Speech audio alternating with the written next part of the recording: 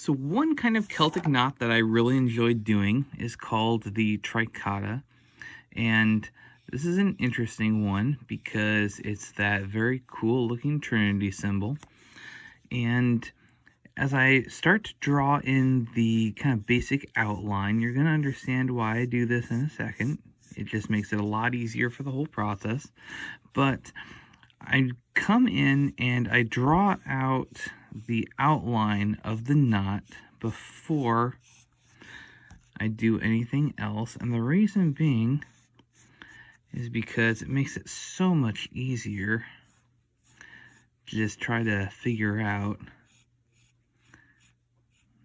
how the lines line up. And even now you can see that it's not 100% accurate here.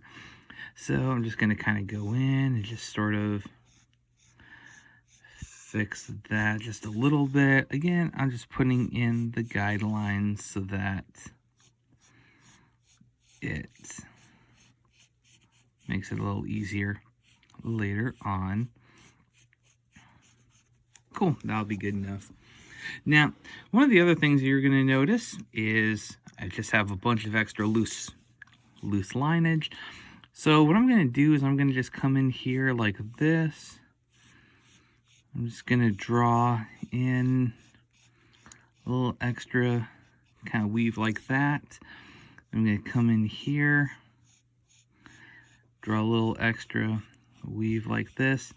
And the point of this is to just widen out the threads so that there's a little bit more to go with. And now, because this is a Celtic knot, it is going to have these styles of the threads going under and over. And so here at this particular intersection, I'm going to declare this one to go in this direction. And so if it goes in that direction, then I'm just going to come in like this, do something for that side there. And then because that's an over, this one must be an under. And then because I've already got the guidelines filled in, I'm just going to come in like this, and I'm going to highlight that part right there. Gonna fill in this part right here like that. I'm gonna fill in this one here like that.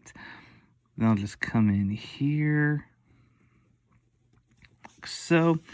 Then I'm gonna come in and take care of my outside parts. So I'll have that like this. Then fill in here like this. Come in here like this. And come in here. Now, of course, a classic question could be, how did I figure out what ratios I even wanted? And that is a fantastic question. So what I did, and you're going to hate this answer if you don't like this subject, but I did math. There's a very awesome mathematical principle. There's a very awesome equation. It's called Pythagorean theorem. I basically used that to figure out what my dimensions were going to be. So for starters, I took here, and by the way, I'm talking so that I can wait for the ink to dry a little bit. So I started by having the base, and the base was going to have a length of 8 blocks. I don't even care what those blocks technically length are. It was going to have 8. And so therefore, from this point here to this point right here, that had to have a length of 8. Well, how do I get 8?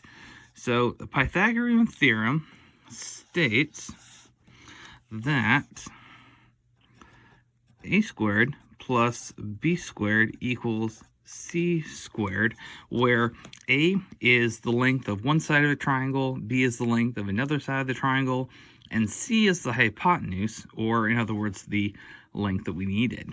So because this is as close to an equilateral triangle as possible, it therefore meant that this part right here had to have a length of, going from here to here, had to have a length of 4. So if I know that length, that's one of the sides, so therefore that's going to be my A, so that's going to be 4. Well, 4 squared. And then I need to figure out what the height was, but I don't know that yet, so plus b squared. And then c, that was my diagonal, that was my 8, so 8 squared. Well, 4 squared, that's equal to 16 plus b squared. I'm going to keep b squared there. And then 8 squared, that's equal to 64. Well, 64 minus 16, really fast, it's going to be 64 minus 10 gives me 54, and then the 4 minus 6, that's going to give me 4. Words. It's going to be 48. So b squared equals 48. And just really fast, I'm going to double check. 8 plus 6, that's 14. 50 plus 14, 64. Okay, all good. All good. I'm a huge fan of double checking work because that is the only safe way. Well, 48, that is not a perfect square. However, we do have another perfect square, which is 49. And perfect square, that just means that some number times itself will equal that other number. And so we know that 49, that's a perfect square.